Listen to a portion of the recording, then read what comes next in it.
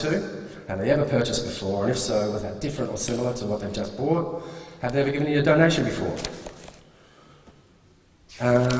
From that, most organisations are able to derive a kind of a model of behavioural segmentation and understanding of what kinds of behaviours they're trying to encourage. Now, when I first started working in the arts, I just thought this was gold, and it's, now I look at it and think it's quite naive and simplistic. I thought all that was required was to move customers in one segment of activity up to the next highest level of customer activity, and therefore deriving more revenue.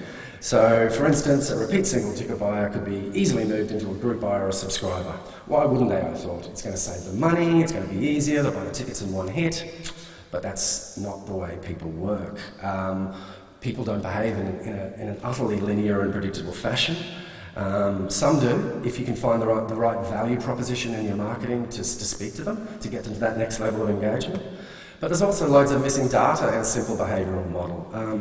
Perhaps a single ticket buyer attended a number of concerts when they were a small child that has led them to be more approachable to the idea of philanthropic giving.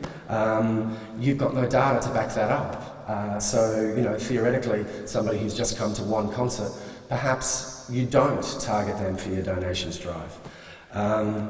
And again, but a model like this, it does identify some data holes to concentrate on. Like, one question I'll ask you is, how are you trying to fill your information on that you don't have about the shadow audience, the people who are coming along with the people who are buying the tickets? They're having the experience as well. They're just as susceptible and open to marketing comms in the future about what you do. How are you getting that data, if at all? That's a kind of a sample segmentation framework that most people bang out their data in once they've done the crunching. It's got things like, never purchased, dormant segments, so maybe you'd say reactivating some dormant customers that fell into that grey quadrant. The Sydney grey quadrant has value. And then you start, looking at purchase recency and frequency and getting a distinct number so that you understand, you can quantify what your priorities as a business actually are.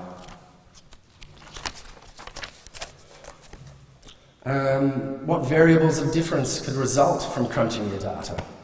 Well, you may get average age, and that can be based on volunteered information. If you do collect age on any part of your sign-up pages, for instance, on your website or through the transaction process, I banged it in the Sydney Opera House transaction path because I felt it was not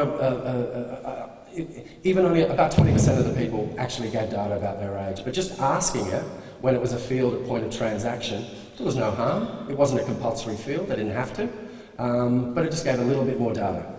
And then things like by looking at